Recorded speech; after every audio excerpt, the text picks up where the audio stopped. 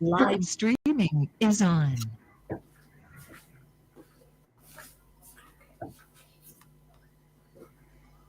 Cool. Cool. Joyce, do you have any questions? Or we can recap?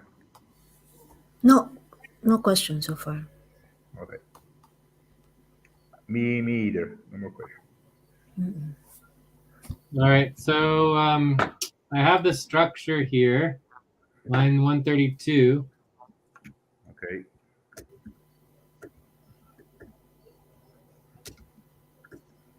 So there's 4 structural bodies. There's the real-time group itself, which obviously you could change to be the membership, or you could change it to be whatever you wanted to call it, main session, I don't care. There's the review group, which is the asynchronous review as needed, right? There's the equity owners, which is the 70% community equity, 30% ending children suffering. And then there's the practitioners. Alberto is the first practitioner and has authority over the practice, whereas the real-time group has authority over all decisions except the practice. And then the review group has authority to review real-time decisions. Sweet. Yeah. So then the next steps here is that the real-time group, right? You would, I mean, it's very rare for an organization to define its power structure based on time. But if you do, then you would want to list when people are empowered. So that could be the vortex session. It could be any session scheduled, or it could be, for example, with 24-hour notice, et cetera, et cetera. It depends on however you want to set it up, or you can have it be on a list of people. These are all the people who have showed up and they're just listed as, for example, members. So then it's your membership, but your membership can be defined based on who shows up. So by showing up, you become a member. So then you have your list of people who are empowered, and then it's just your membership. So, but then you define your membership by who shows up at a session. So it depends on how you want to structure that.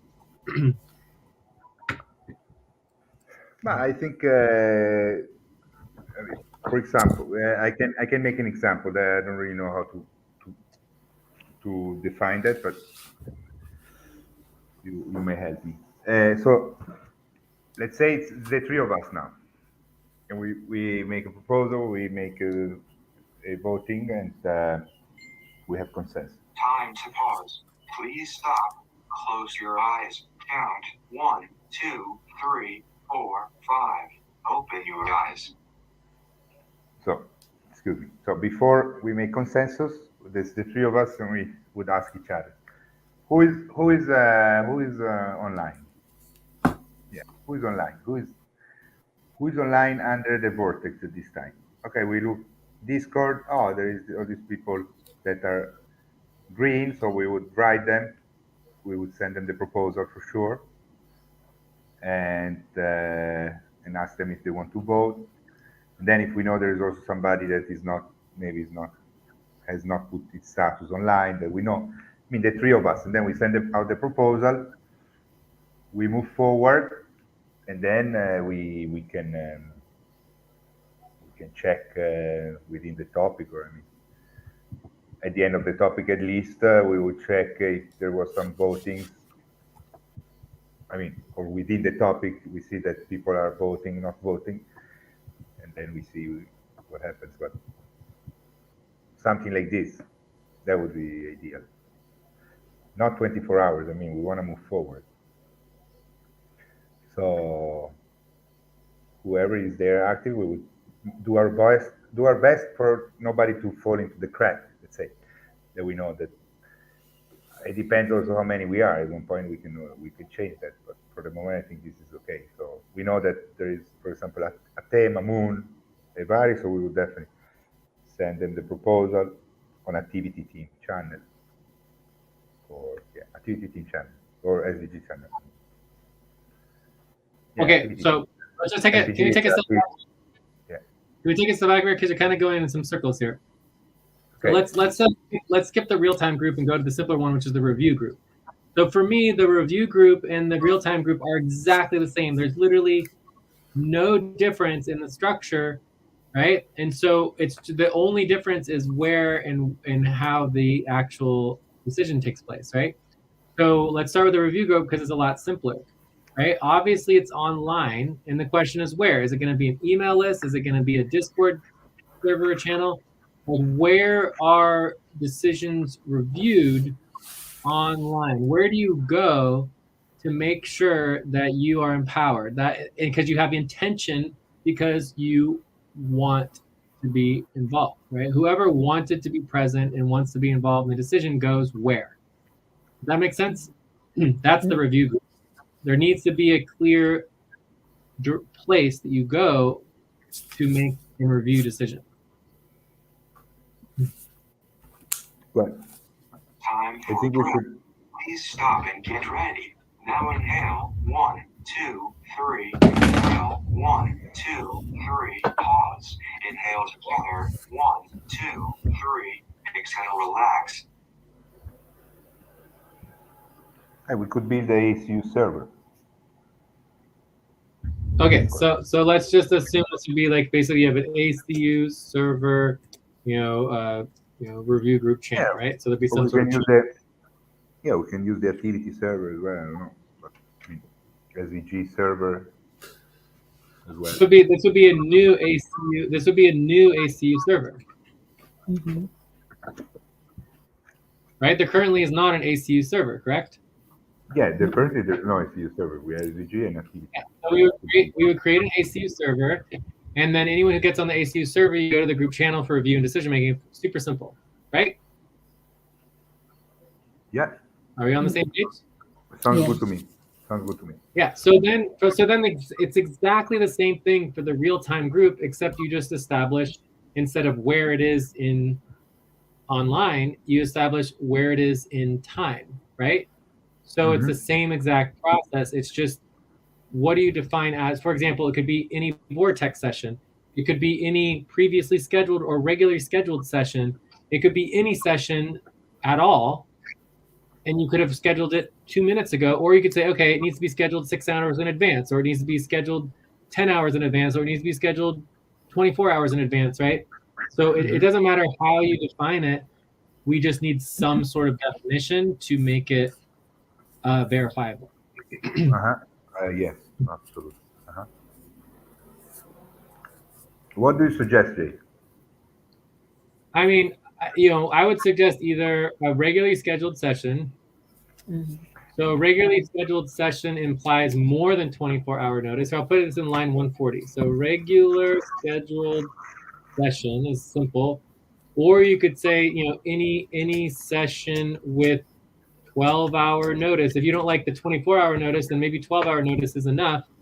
But maybe it really is just 24-hour notice should be enough. Otherwise, you're basically saying a session could just spontaneously happen and whoever's there, which is also fine. It's just basically any session, no notice, right? That's also perfectly fine. But that's pretty broad. Can you make an example? Noticing what? Can you make an example for the budget? Like, for example, you're talking about the budget, the city budget. We want to, like we do with the rest of the work, we get prepared and then we. Please stop. Close your eyes. Count 1, 2, 3, 4, 5. Open your eyes. Well, here, can I back up a step and make sure it's clear? Like, there's a whole other part, right? Okay. When we talk about the structure, what I'm really saying here is I'm talking about the legal structure of the organization, right? This is the legal. This is the legal decision making is made by the real-time group, the review group, the equity owners, and the practitioners. They make all the legal decisions. In addition to this is not the entire structure of the organization. You also have structures that are management structures and worker structures and student structures, and you have event structures, right? So there's all these other types of structures that happen within the organization, right?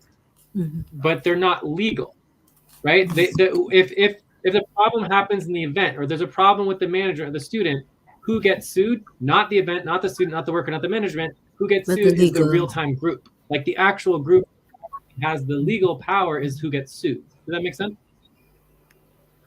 So it's important to understand that I'm only talking about the legal structure. So typically, when you have legal decision-making occurring, you want that to happen at some sort of regularly scheduled session. For example, our main sessions only happen once a week, and that's where all the primary decisions are reviewed and understood. All of our work sessions, those are just work sessions. Like you can make decisions temporarily, but then they're always automatically reviewed by the main session, which has the legal authority. So the idea 24, is that 48 hours. I agree. I get it. I get it. The what? Yeah, I get it. So I think it should be, I don't know if we want to have it regular. I don't think we need at this point to have a regular session, scheduled session, but we can have a session that would be scheduled, which can be also within the regularly scheduled sessions in the sense of the trajectories that we're working. But there should be some kind of 24 to 48 hours notice. Like Okay, for example, so Friday we know it's ACU. Friday is ACU is the main trajectory, and we also know that we need to make legal decisions. So we would do a reminder 48 hours before on Wednesday. By Wednesday, or 24 hours, 48, 24 hours. Please stop, We're already, stand up, and stretch around for 30 seconds. Okay, stretch. yeah.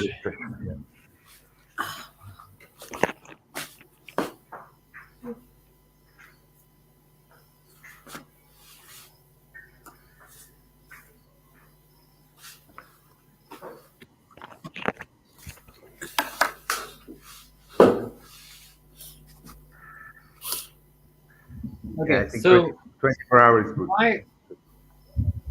My recommendation would be to just like go with the simple, boring, normal structural model and just call it the membership.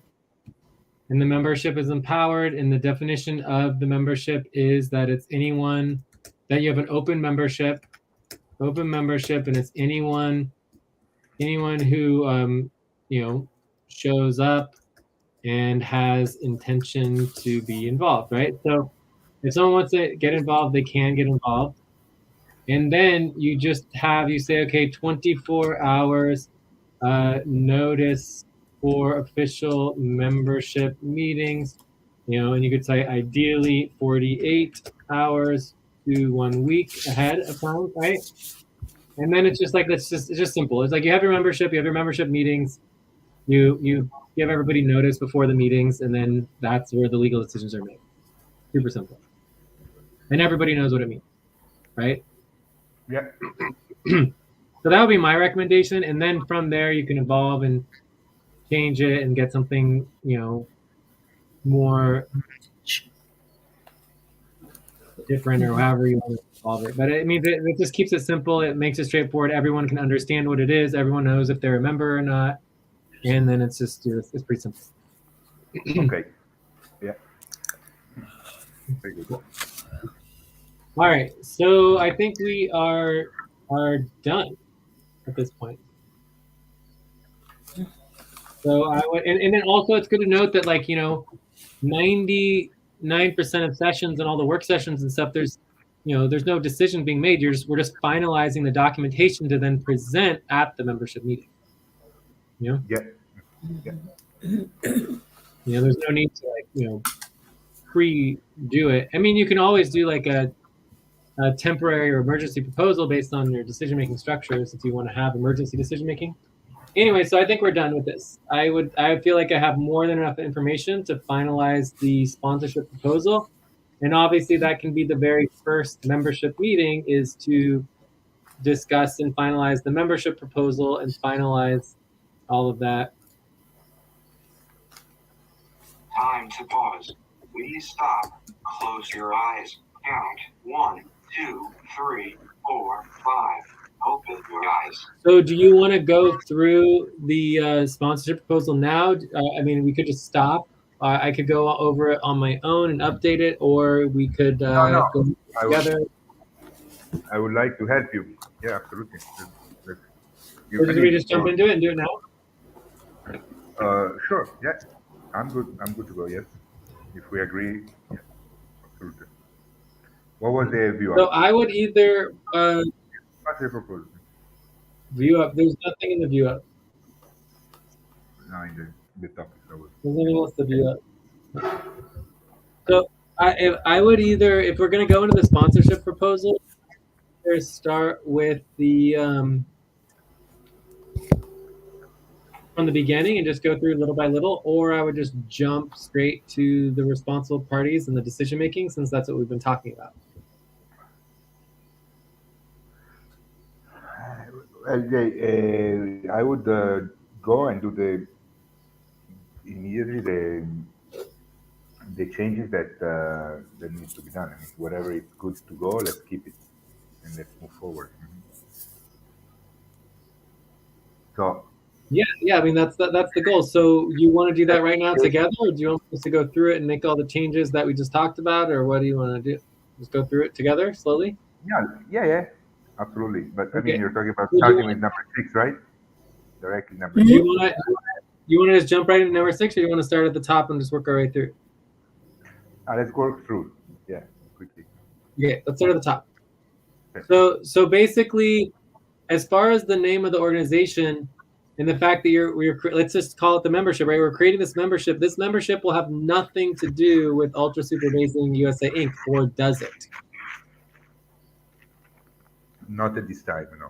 I don't see any. I mean, not really, no. No. Not at this time. So there's no possible relationship between this group of people, this membership, and Ultra Super Amazing USA Inc. Well, there is Alberto, but Ultra Super Amazing is still. I mean, I don't see any business relation at this time. Let's say like that.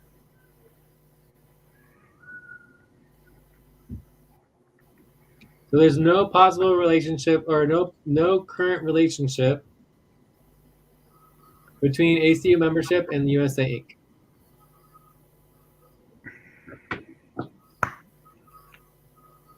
Time for breath. Please There's stop going and to get be, for sure. Inhale, 1, 2, 3. Exhale, 1, 2, 3. Pause. Inhale together, 1, 2, 3. Exhale, relax.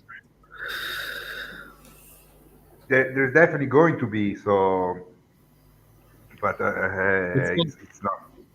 So we can keep it there if it's not a big deal.